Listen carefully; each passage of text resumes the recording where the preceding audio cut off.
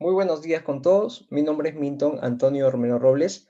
Actualmente soy director del Comité Permanente Académico en la Sociedad Científico Médico Estudiantil Peruana, SOCIMEP. Y el día de hoy vamos a dar inicio al primer conversatorio en el curso internacional de Medicina Basada en Evidencia, al cual hemos denominado Conceptos claves para iniciar en Medicina Basada en Evidencia.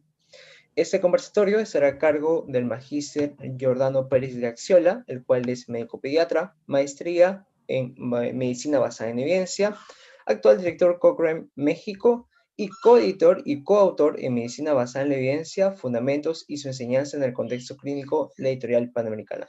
Muy buenos días, doctor Giordano. Gracias, Milton, por la invitación. Excelente, doctor. Muchas gracias a usted por haber aceptado. Bueno, en este conversatorio vamos a llevar a cabo 5 preguntas para las cuales vamos a dar un espacio de 5 a 10 minutos para que el ponente pueda responder. Y al final de todo el conversatorio, algunos de los espectadores también pueden hacer sus preguntas simplemente poniendo su nombre y haciendo su pregunta para que yo se lo haga llegar directamente al doctor Giordano. Entonces, iniciemos con la primera pregunta. La primera pregunta es, ¿cuándo y cómo fue su primer acercamiento a la medicina basada en la evidencia? Muy bien. Ahí pueden ver. Perfecto, doctor. Sí, desde esa primera pregunta me llamó la atención la invitación. La verdad es que es un honor para mí compartir con ustedes esto. Me llamó la atención porque en vez de pedirme una clase como tal o una plática, una conferencia como normalmente se hace, como que la intención de esto es saber cómo me metí yo en este mundo de cierta manera o cómo me empecé a introducir en el mundo de la medicina basada en la evidencia. La verdad es que yo creo que como en todas las trayectorias de cualquier médico, lo que influyó en mí fue un maestro. Yo prácticamente pudiera contribuir o atribuir mi inicio en la medicina basada en evidencias en el momento durante la residencia de pediatría.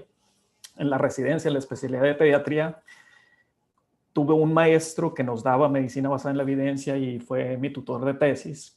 Y realmente en esas clases fue donde empecé a verdaderamente aprender. Tal vez durante la carrera sí llevé ciertos conceptos, sí llevé clases de medicina basada en evidencias o tal vez de investigación, pero nunca le vi la aplicabilidad como tal, como probablemente le pasa a muchos estudiantes de medicina. Pero entonces, durante la residencia, el doctor Carlos Cuello, que es este que tienen aquí, que es el otro editor y autor del libro de la Panamericana, él me dio las clases y yo creo que se dio cuenta que me llamó la atención estos temas porque cuando yo presenté o presentaba algunos que les llamaban casos magistrales, casos de pediatría, yo trataba de incorporar ciertos conceptos que él nos había enseñado dentro de la presentación de esos casos clínicos. Entonces yo salí de la residencia, yo me mudé a otra ciudad, a mi ciudad de origen, y poquito después recibí una invitación para participar como facilitador en un taller o curso de medicina basada en evidencias que se iba a impartir en el Tecnológico de Monterrey. Entonces regresé y ahí me ven participando por primera vez como facilitador en uno de estos cursos. Esto despertó en mí mayor interés y por eso empecé a estudiar una maestría en medicina basada en evidencias.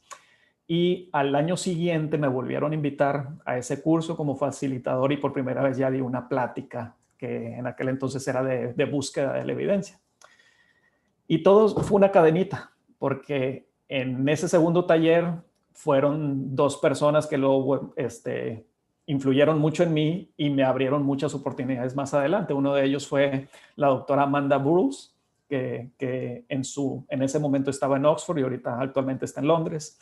Y el otro fue el doctor Mauro de la O, porque en ese momento él estaba tratando de fundar CASP México. CASP es el programa de habilidades de lectura crítica, que igual se inicia en Inglaterra y luego se va a manera de cascada a muchos otros países. Y aquí en estas imágenes, en la imagen de la izquierda, ven al doctor Mauro de la O impartiendo esas primeras sesiones de CASP México. Está sentada ahí la doctora Amanda Burrows. Y del lado derecho estoy yo con la doctora Burrows, está José Emparanza, que es uno de los líderes de CASP en España, y al que ven en la derecha es precisamente peruano. es el doctor Yuri Carriazo, que también participó como facilitador en estos talleres. Pasó algo curioso porque yo iba a platicar únicamente, bueno, a tomar estos cursos de CASP en ese momento, y uno de los ponentes que venía de otra ciudad no pudo ir y yo entré como bateador emergente, que bueno, como sustituto, no sé si esa expresión de bateador emergente se usa mucho en Perú, pero entré ahí y tal vez les gustó la manera de cómo facilité las sesiones, y poquito después nos invitaron tanto a Yuri y a mí como para ir al curso, al taller de cómo enseñar medicina basada en evidencias de la Universidad de Oxford, del Centro de Medicina basada en evidencias de Oxford. Y bueno, todo esto pues abría cada vez más y más mi interés, y al grado de que después de todo esto yo llegué con una propuesta aquí en el hospital para crear un departamento de medicina basada en evidencia. Y a través de los años se ha ido cultivando este departamento hasta que se convirtió en lo que actualmente es el Centro Cochrane asociado del Hospital Pediátrico de Sinaloa. Excelente, doctor Giordani. Muchas gracias por habernos compartido su experiencia. Y la pregunta 2 es la siguiente. ¿Cuáles fueron las principales fuentes de información para su entrenamiento en medicina basada en la evidencia? De las fuentes de información, lo voy a resumir mucho. Realmente lo primero que leí yo fueron los artículos que nos daban en la maestría. Muchos de ellos estaban basados en todas estas directrices de diferentes organismos, que son, unas eran las plantillas o parrillas o herramientas de lectura crítica del programa de habilidades de lectura crítica CASP. El otro eran todos los lineamientos del Centro de Medicina Basada en Evidencias de Oxford. Los libros el libro del JAMA y el libro de medicina basada en evidencias, que está editado por el profesor Paul Glasziou y Sharon Strauss. Y también en ese momento empecé a conocer la colaboración Cochrane, conocí el metabuscador que es Trip Database o Trip. Y en aquel momento pues no había epistemónicos todavía, que es muy importante, yo creo, que lo conozcan como una fuente de información actual, y sobre todo en estos tiempos de COVID, con la plataforma en vivo que ellos hicieron para COVID específica, que se llama Love. Y bueno, esas son en sí las fuentes iniciales de información que yo tuve. Excelente, doctor Giordani. Ahí se me genera una duda. Quizás, ¿cómo hacía para resolver cuando tenía preguntas dentro de su lectura? ¿Acudía a algún tutor o enviaba correos o entraba a foros? ¿Cuál era la manera en cómo podía resolver esas dudas al momento de revisar ese material académico? Las dos primeras. Foros, no me acuerdo que haya utilizado foros como tal, pero sí apoyarme en mis maestros, desde el doctor Cuello, la doctora Burroughs, y también enviar correos electrónicos. Inclusive me sirvió mucho la maestría en ese sentido para conocer a muchos de los profesores también que están, que imparten todo eso. Entonces, a partir de eso,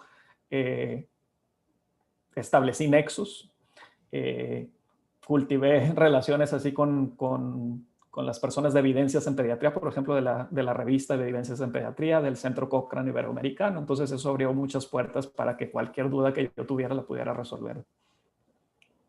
Excelente, doctor Giordani. Y una última pregunta. ¿Usted cree que las redes sociales le han servido bastante para no solamente difundir información, sino también para generar debate? Y no nada más eso, también puede salir oportunidades de trabajos o de colaboraciones que a veces ni te los esperas. Y estuve a punto de poner una diapositiva de eso y se me olvidó ponerla, porque por allá en el 2009, 2010, yo recibí un correo electrónico de un editor de la revista Archives of Disease in Childhood, de la revista de pediatría del BMJ, específicamente de la revista de Education in Practice que se llama EDC. Y era porque me habían visto tuitear cosas de medicina basada en evidencias. Entonces él me propuso una colaboración para una sección ahí. Y para no hacer el cuento largo, desde entonces he tenido colaboración con ellos. Entonces a veces no te das cuenta del alcance para bien que puede tener las redes sociales. Entonces lo que yo estaba tuiteando, pues llegó a una persona que yo nunca me hubiera esperado, y pues desde ese momento yo empecé a trabajar con ellos, a colaborar con ellos como un editor asociado de esa revista.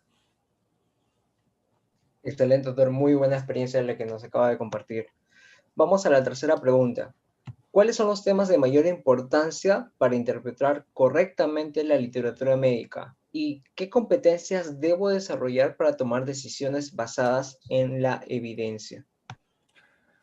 Aquí ya está establecido, aquí ya no necesito compartir experiencia como tal, en el sentido de yo querer enumerar o enlistar los temas que a mí me parecerían los adecuados o los principales que se deberían de enseñar o las competencias que se deberían adquirir.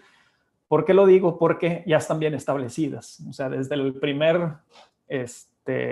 la primera reunión que se tuvo en Sicilia en el 2005, bueno, que culminó con la publicación del Sicily Statement del 2005 y las siguientes revisiones que se han hecho, ya están establecidas las competencias. La última versión que yo conozco es esta que ven ahí del JAMA Network Open, que ahí enlistan todas las competencias que son todas estas, que ahí las ven claritas, me imagino. No, no es cierto, pero ahí en esa tabla larga que están viendo ahí con letras minúsculas, esa tabla está dividida en varias secciones y esas secciones son los 5 pasos de medicina basada en evidencias. Y en cada uno de esos 5 pasos, bueno, se desglosan más competencias que debes de adquirir. Y todos esos 5 pasos, ¿cuáles son? Los que mencionamos en el libro como pilar, que es primero hacerte alguna pregunta, la P de hacerte preguntas clínicas que puedan ser contestables. Luego viene la I, que es ir a indagar o a buscar información para tratar de responder esa pregunta, considerando el tipo adecuado de estudio que te pudiera responderla. Después de indagar y encontrar artículos, encontrar estudios, sigue leerlos con cuidado, leerlos críticamente. Y ahí también se desencadenan un montón de competencias, porque dependiendo del tipo de pregunta y el tipo de estudio que tú tengas enfrente, es la competencia que tú tienes que adquirir, ya sea si se trata un estudio de diagnóstico, un estudio de pronóstico, un estudio de tratamiento, etcétera. Una vez que lo leas críticamente y como parte de la lectura crítica viene lo de aplicarlo al paciente. O sea, las preguntas normalmente se generan a partir de un paciente. Te surge una duda por un paciente que estás viendo o que viste. Entonces, aquí tenemos que hacer el puente desde la investigación que nosotros estamos encontrando y leyendo para ver si lo podemos aplicar al paciente individual. Y bueno, la R viene al final de hacer un ejercicio siempre de repaso, de retroalimentación o de reflexión de nuestra práctica clínica y de cómo todos estos pasos están nutriendo nuestra práctica clínica. Y es más o menos lo que hemos tratado de compartir en el libro de Medicina Basada en Evidencias, donde también colaboran muchos de estos colegas de los que he hablado, de José Emparanza, Mauro de la O, todos ellos de evidencias en pediatría, del programa CASP de España, todos ellos han colaborado para esta segunda edición que tenemos aquí. Excelente, doctor Giordani. Quizás ahí me genera alguna duda.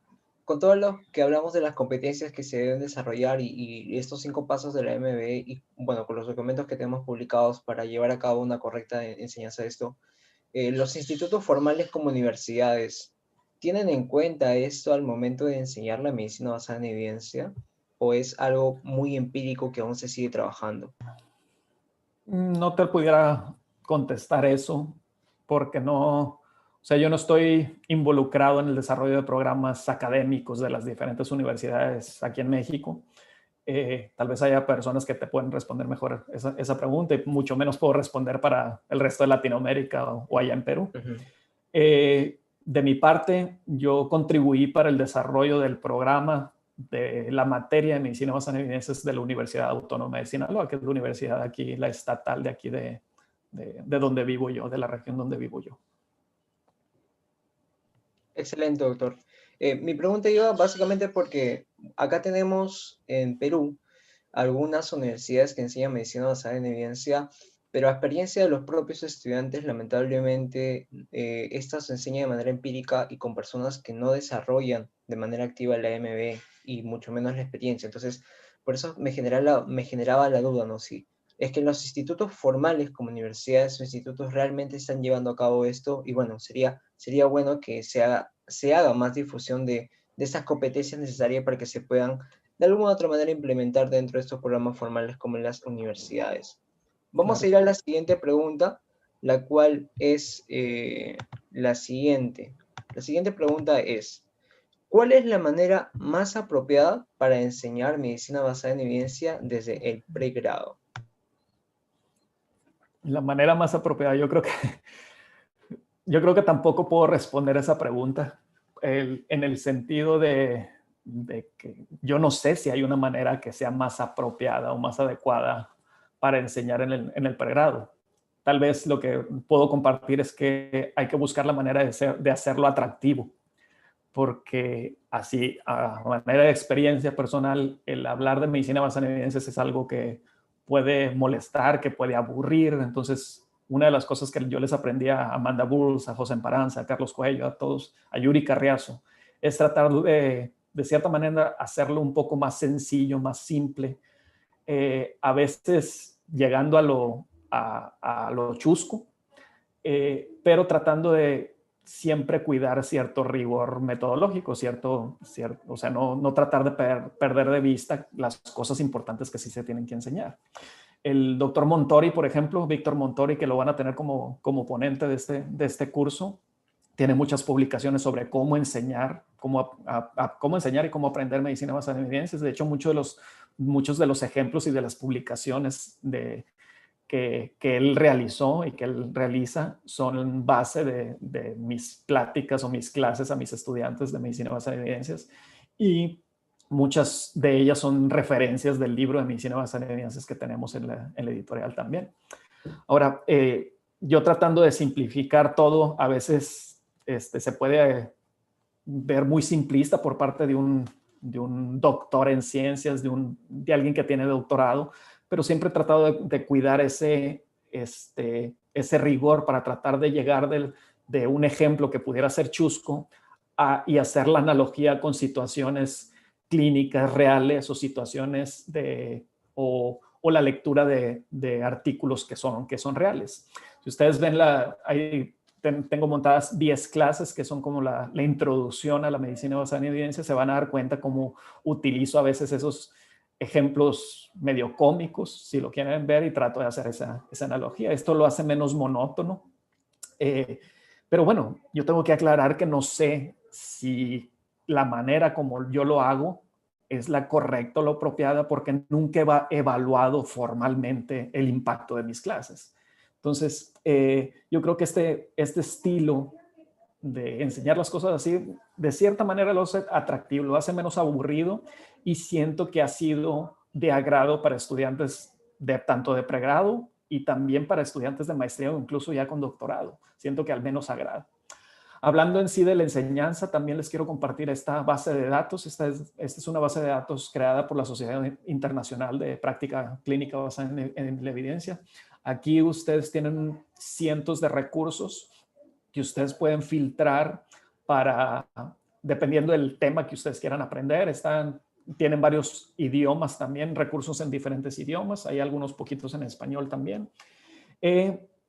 Y bueno, aquí salen muchas herramientas o muchos ejemplos que se han usado a través de los años para enseñar muchos de los conceptos de los que se necesitan para todas estas competencias. Otra cosa que quiero compartir definitivamente es la plataforma de Students for Best Evidence, que es estudiantes para una mejor evidencia o por la mejor evidencia. Y aquí ya hay una versión en español, y de hecho uno de los líderes para estas traducciones y para la plataforma que está del lado del castellano, del español, es otro de los ponentes que tengo entendido van a tener, que es Andrés Viteri. Entonces, yo creo que valen mucho la pena este par de plataformas, tanto en inglés como en español, desde el punto de vista de pregrado. Y un ejemplo que no quiero dejar de mostrarles fue algo que hicimos en pregrado precisamente en la universidad hace un poquito menos de 2 años.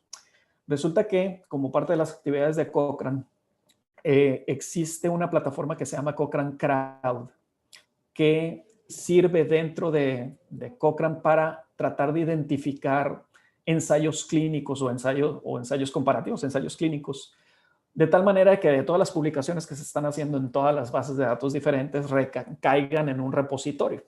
Entonces, es una plataforma muy sencilla, y cada clasificación que tú haces te va generando como puntos y puedes lograr la membresía en Cochrane, en la colaboración Cochrane.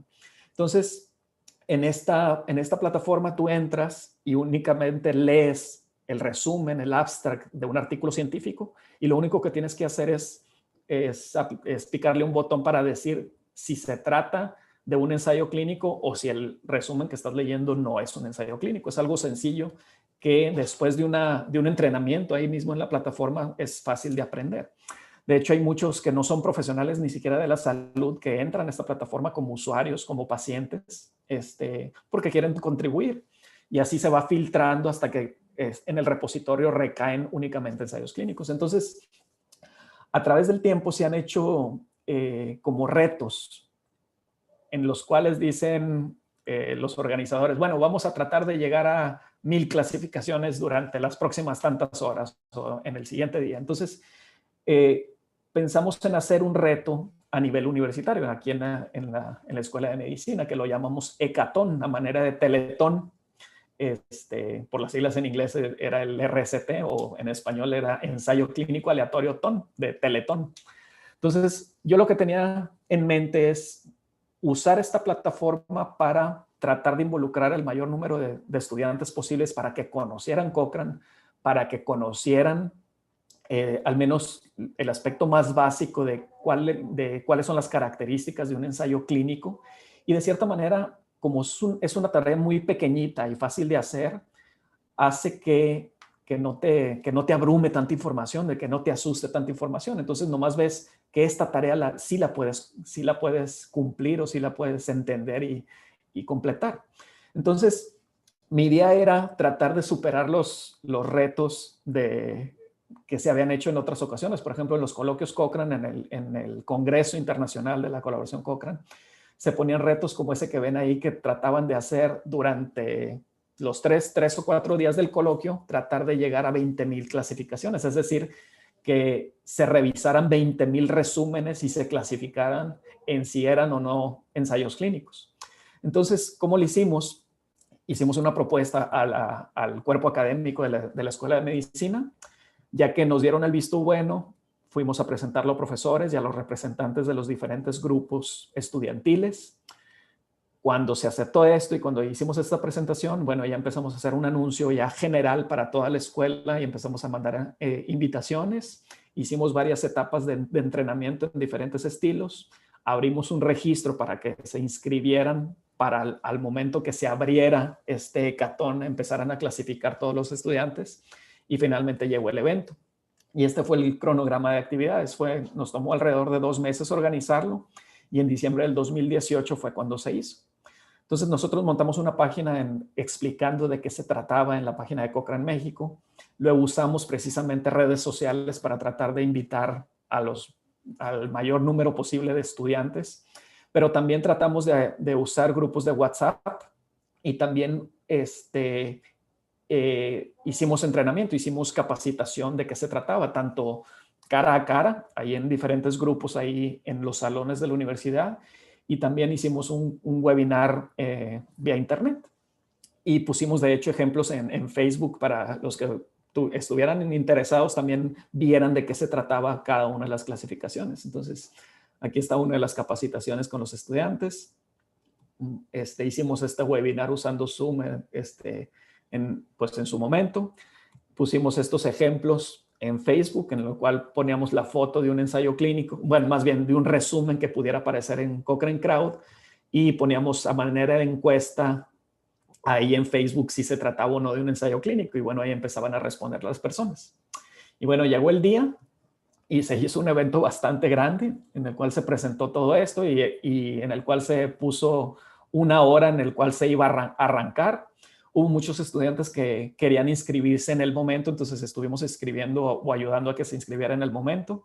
Pusimos una pantalla donde se veía en tiempo real cada una de las clasificaciones, bueno, el número de clasificaciones que se estaban haciendo. Entonces ahí se veía en tiempo real cuántas llevábamos a la hora, a las 2 horas, a las 3 horas. Nosotros teníamos el objetivo de llegar a 20,000 en los 3 días que iba a durar el hackathon. Y resulta que en menos de 8 horas llegamos a las 8,000 porque hubo una participación de los estudiantes de pregrado increíble. Y a la par que estaba esta pantalla muy grande en la escuela de medicina, yo estaba poniendo en Facebook cómo iban los ganadores, porque lo hicimos a manera de competencia también, y le íbamos a entregar un premio al que hiciera más clasificaciones. Y bueno, estos son los resultados que tuvimos. Participaron más de 400 estudiantes de medicina, se hicieron más de 300,000 clasificaciones, fue algo increíble, y de esas 300,000 abstracts o resúmenes se identificaron más de 8,000 ensayos clínicos que a final de cuentas van y caen en el repositorio de la colaboración Cochrane. Y pues no se trataba nada más de estarle de picarle sí o no, sin siquiera leer. Entonces nos fijamos que también lo hicieron los estudiantes, sobre todo todos los que hicieron más de 1,000 clasificaciones, porque hubo la persona que ganó hizo casi 30,000 él solo. Y nos dimos cuenta que tuvieron una sensibilidad y una especificidad bastante altas, arriba de 90%, todos estos estudiantes que hicieron más de 1,000 clasificaciones. Entonces es algo sencillo que aprendieron a hacer y que aprendieron a hacerlo muy rápido. Por eso llegaron estos números tan grandes. Y bueno, este fue el ganador. Le dimos un baumanómetro que nosotros tenemos como premio, que lo tenemos en el departamento de enseñanza aquí en el hospital. Y bueno, todos los que hicieron también más de 1,000 clasificaciones, ellos recibieron su membresía de Cochrane, porque cada clasificación cuenta como una microtarea, y a medida que vas juntando microtareas en Cochrane puedes llegar a tener tu membresía, y así es como pues todos los que tuvieron más de 1,000 clasificaciones recibieron su membresía. Y bueno, estas son cosas que se pueden hacer para tratar de hacer atractivo, para tratar de llegar más allá de los que realmente les interesa la investigación. Y yo creo que es muy importante esto y por eso les quiero platicar un poquito de Testing Treatments y de Informed Health Choices, porque son dos proyectos para tratar de involucrar a más personas en la investigación o en mejorar la investigación. Y de hecho el Informed Health Choices trata de enseñar habilidades para evaluar críticamente cualquier afirmación sobre un tratamiento, y estas habilidades se están enseñando desde niños tan pequeños como 10 años. Entonces no es nada más enseñar esto en pregrado, sino tal vez esto se pudiera incorporar en la escuela primaria, adaptando los conceptos claves que cualquier persona debería entender para poder evaluar alguna afirmación en el tratamiento. Y esto en tiempos de COVID es algo importantísimo, sobre todo en tiempos donde se están ofreciendo tratamientos de muy cuestionable eficacia o seguridad, como el dióxido de cloro, entre otros. Entonces hay que aprender a evaluar todas esas afirmaciones que las personas pueden decir sobre tal o cual tratamiento. Y como último punto que quisiera compartir en cuanto a la enseñanza, yo me he dado cuenta que el vocablo o el enunciado de medicina basada en evidencia causa a veces mucho escozor, hasta molestia de cierta manera. Entonces, yo los invitaría a que le quiten esa etiqueta, que dejen de hablar de medicina basada en evidencias. Porque si nosotros nos vamos a la concepción de tomar decisiones considerando estas tres cosas, que son por un lado la experiencia, la investigación y los valores y preferencias de los pacientes, yo creo que ningún médico se opondría a considerar estas tres cosas. Pero muchos médicos, si escuchan medicina basada en evidencias, dicen, no, espera, esto házmelo a un lado, esto se refiere a la investigación, esto no tiene que ver con mi práctica clínica, no me lo metas. Pero si estamos hablando de lo mismo, simplemente el vocablo es el que hace ruido, entonces mejor quítenselo.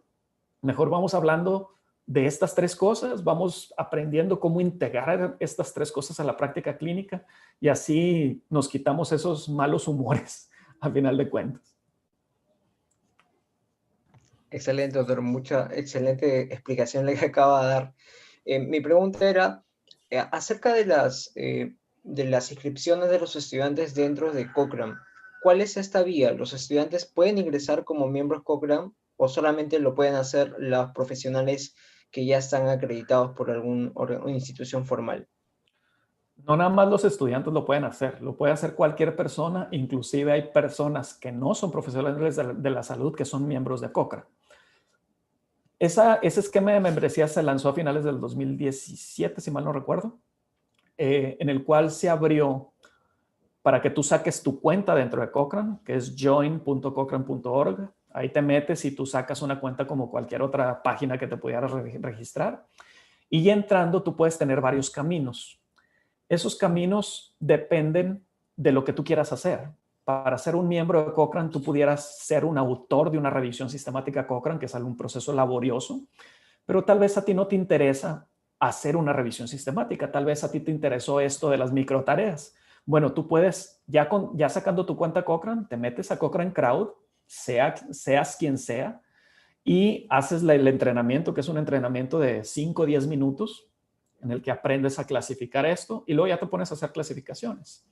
Puedes participar también en otra plataforma que se llama Cochrane Task Exchange, que es intercambio de tareas, en el cual autores a nivel mundial ponen tareas en las que necesitan ayuda. Por ejemplo, alguien que está haciendo una revisión, no sé, en Turquía, se encuentra un estudio que está en español y que no sabe si ese estudio lo debería de incluir en su revisión. Entonces él pone en Task Exchange, él puede poner, bueno, me encontré este estudio en español y no sé traducirlo, entonces necesito ayuda. Entonces alguien puede ver esa tarea y contribuir en ese sentido. Entonces son varias microtareas. Puedes participar con, con los centros Cochrane de diferentes partes. El Centro Cochrane Iberoamericano tiene muchísimas tareas de traducción y de transferencia del conocimiento. De hecho, Andrés Viteri también les puede ayudar mucho en eso, en cómo participar en muchas de las tareas que están encaminadas a los estudiantes de medicina. Entonces, hay muchos caminos por los cuales te puedes ir, pero el paso inicial es que saques tu cuenta Cochrane y ya con esa cuenta Cochrane empieza a participar en toda la que tú quieras. Excelente, doctor. Creo que nos va a quedar como trabajo también averiguar más al respecto de esas plataformas. Vamos con la última pregunta, la cual es la siguiente. ¿Cuáles fueron los principales cambios en su práctica clínica debido a su capacitación en medicina basada en la evidencia? Ok, ya esta va encaminada también a la pregunta que a veces se hace de cuál es la evidencia de que la medicina basada en evidencia sirve. Y ese ejemplo, el ejemplo que siempre pongo es el Hospital de Donostia allá en España, que ustedes lo pueden consultar ahí en la primera clase que están en esos videos de YouTube, en el cual se dividió un servicio hospitalario en dos partes, y a unos los capacitaron y a otros no, a otros los dejaron que siguieran con su cuidado habitual. Y al parecer, o sea, no al parecer, sí hubo un impacto para que les fuera mejor a los pacientes. Tenían una estancia intrahospitalaria menor, y no tenían reingresos extras ni nada. Entonces sí hubo un impacto. Entonces, ya hablando específicamente de mi práctica clínica como pediatra, yo creo que el principal valor que yo lo he visto, que me ha dejado la medicina basada en la evidencia, es la prudencia, por un lado, en el sentido de que trato de valorar si verdaderamente un estudio diagnóstico es de utilidad para modificar lo que voy a hacer con el paciente, o si un tratamiento verdaderamente va a modificar la historia natural de la enfermedad, o si los efectos secundarios pudieran ser aún peor que la enfermedad que estamos viendo. Entonces, de cierta manera, eso me ha hecho tal vez reducir el número de medicamentos que yo pudiera usar para tal o cual enfermedad, pero bueno, eso es un impacto que a final de cuentas puede beneficiar.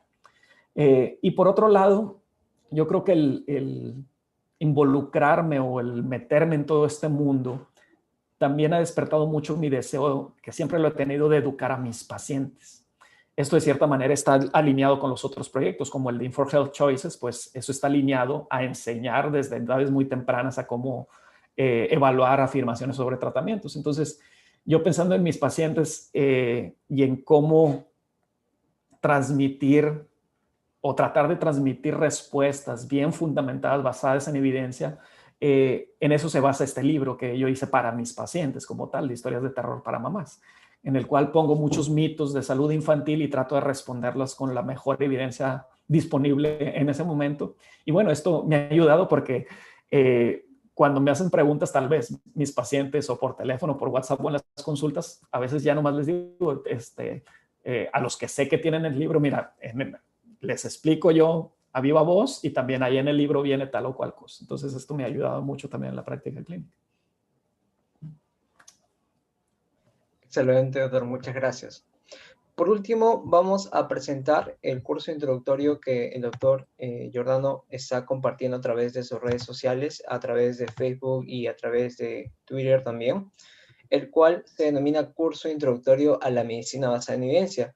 Esta está compuesta por 10 clases y está totalmente gratuito para cualquiera de ustedes que lo pueda revisar dentro de la plataforma de Schoology, donde estamos llevando a cabo el curso internacional en medicina basada en evidencia. También van a salir los enlaces de todos estos videos para que ustedes lo puedan revisar. Quizás, doctor, quisiera comentar algo al respecto de las clases para que los chicos también puedan revisar los videos.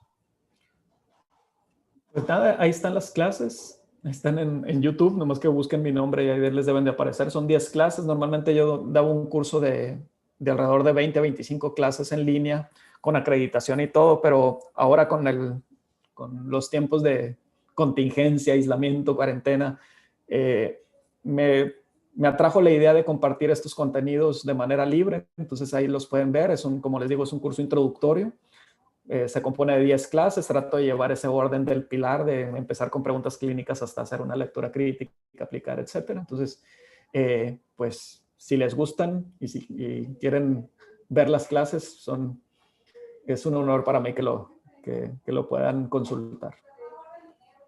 Excelente, doctor. Muchas gracias también por habernos compartido sus respuestas y también por compartir conocimiento a través de este curso introductorio totalmente gratuito. Como les dije a todos los inscritos, esto va a estar también dentro de la plataforma para que puedan complementar con las clases que nosotros tenemos programadas. Por último, agradecemos nuevamente al doctor por su tiempo, por haber compartido toda la información de más a su experiencia y el largo camino que usted tiene en medicina basada en evidencia. Y a continuación vamos a dar pase a la sección de preguntas por parte del público. Y yo voy a estar leyendo, doctor Giordano, disculpe, y usted me estará respondiendo, por favor, para todo el público. Si quieres quitar mi pantalla.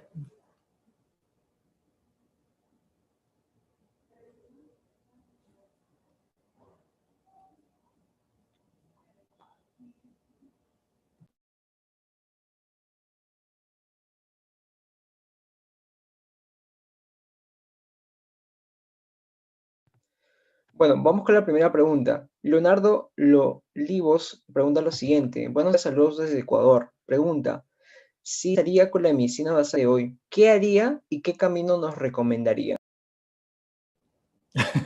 Voy a hacerle propaganda de esas 10 clases y de ahí parte. Excelente, doctor, gracias. Luego está Carla Janet, dice, ¿puedo hacer medicina basada en evidencia siendo estudiante de enfermería?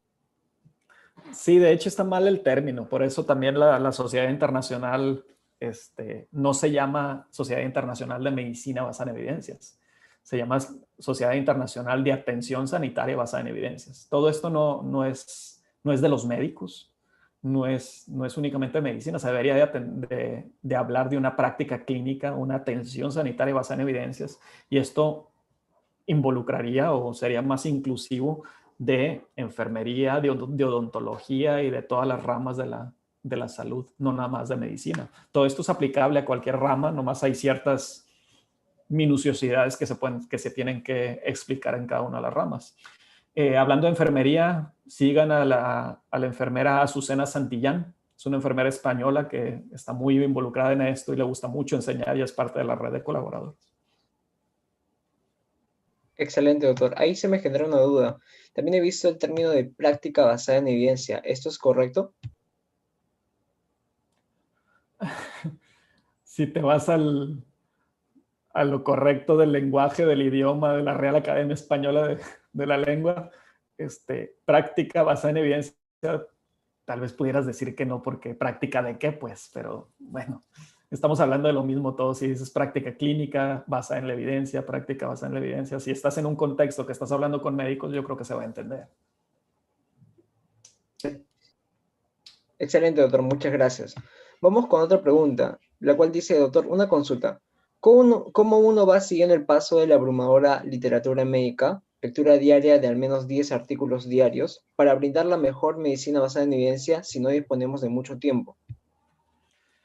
Vean la última clase, la clase 10, que es la de búsqueda de información. Ahí hablamos de dos estrategias. Están hablando de la sobrecarga de información que existe en la salud. que se publican 75 ensayos clínicos diarios, 12 revisiones sistemáticas diarias, etcétera, etcétera. Entonces, tú puedes tener dos estrategias para tratar de manejar esta sobrecarga de información, que les llaman push y pull, de empujar y de jalar. Entonces, el jalar, el pull, ¿a qué se refiere? A cuando tú tienes una duda con un paciente, en ese momento tú vas y buscas la mejor evidencia y la jalas, la obtienes para responder esa pregunta.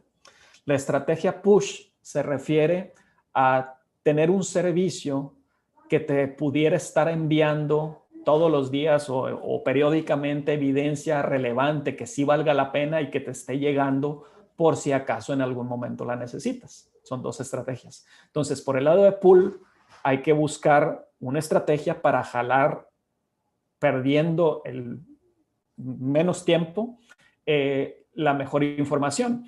Y para eso sirven bases de datos como epistemónicos, bases de datos vivas como Love, motores de búsqueda como Trip o revisiones sistemáticas como Cochrane. O sea, todo esto son estrategias para hacer ese pull, para jalar la información sin perderte en la inmensidad, en vez de meterte en una base de datos primaria como Medline a través de PubMed, para buscar todo lo que haya. Si tú quieres la información ya depurada, bueno, pues hay esas estrategias de pull.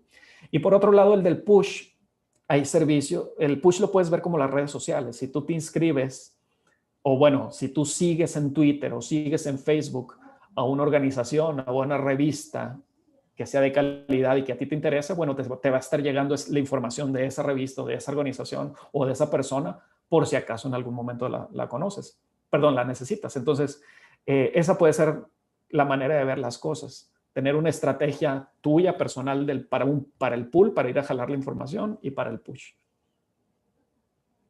Excelente, doctor. Muchas gracias. La siguiente pregunta es, ¿se debe delimitar la medicina basada en la evidencia de los pacientes difíciles, es decir, hospitalizados, o es de gran utilidad en los casos rutinarios de enfermedades altamente prevalentes de un manejo más sencillo, ambulatorio? Yo creo que no hay limitación por el tipo del paciente. Obviamente, a veces los ejercicios académicos se ven de una manera muy idealista porque pues a veces no tienes tiempo para hacerlos por la práctica clínica. Entonces, no te vas a poner a querer jalar información y hacer una pregunta pico leer críticamente cuando tienes un paciente enfrente grave. En ese momento no lo vas a poder hacer. Pero ese paciente, después de atenderlo, te pudiera haber generado preguntas y después las puedes ir a consultar. Y eso es lo mismo para un paciente que está grave o que es urgente, o un paciente, así como lo dijeron, algo más trivial, más benigno, o con una historia natural de la enfermedad mucho más leve. Yo creo que el caminito va a ser el mismo. Simplemente hay que pensar en el momento adecuado, apropiado para ir a buscar esa información o para hacer este ejercicio, por un lado, y considerar que dependiendo del tipo de enfermedad o el tipo de tratamiento, bueno, la esfera esa que habla de la investigación, pues pudiera tener limitaciones, pero eso no implica que no vas a tomar decisiones yendo a buscar esa información. Porque esto es algo que lo hemos estado viviendo desde el inicio de la pandemia. Al inicio de la pandemia no teníamos investigación de COVID. Entonces, al inicio, si tú quieres tomar decisiones basadas en investigación, pues no la vas a tener. Pero a medida que ha ido pasando el tiempo, van pasando los meses, estamos teniendo evidencia ya generada por investigación para incorporarla con nuestra práctica clínica. Y esto es un proceso dinámico que tenemos que estar buscando de forma continua. Entonces, yo no creo que haya diferencia entre graves y leves. Simplemente, la diferencia simplemente es cuándo vas a hacer todo este ejercicio académico. Excelente, doctor. Muchas gracias. Y por último, ¿considera que la MD en un futuro pueda considerarse un curso de maestría? Pues yo creo que no es en un futuro. A ver si entendí la pregunta. ¿Están pensando que si pudiera haber en un futuro maestría de medicina basada en la evidencia? Sí, Así es la exacto. pregunta, ¿no? Pues no es un futuro, como yo les digo, yo entre el 2007 y 2008 yo estudié una maestría en medicina basada en la evidencia y desde hace muchos años, ya estamos hablando de un par de décadas, ya se ofrecen tanto diplomados como maestrías, como incluso doctorados en atención sanitaria basada en evidencias. Ustedes métense, búsquenlo, tal vez en inglés, búsquenlo, y se van a encontrar con los programas de la universidad, perdón, sí, con la Universidad de Oxford, con el City University de Londres. Entonces sí hay varios programas que ofrecen, en McMaster también tiene cursos así que pueden ser, ¿cómo le dijiste, Milton? Magister, Sí, sí. maestría en medicina basada en la evidencia o en metodología. Esto ya existe, no es como que apenas va a aparecer. Excelente, doctor. Muchas gracias por su tiempo, por haber respondido las preguntas del conversatorio, las preguntas del público. Para nosotros ha sido un honor tenerlo aquí en este curso internacional y esperemos poder contar con su apoyo y sobre todo con su ayuda en quizás algunas otras actividades que tengamos en cuenta en la Sociedad Científico Médico Estudiantil Peruana. Muchas gracias.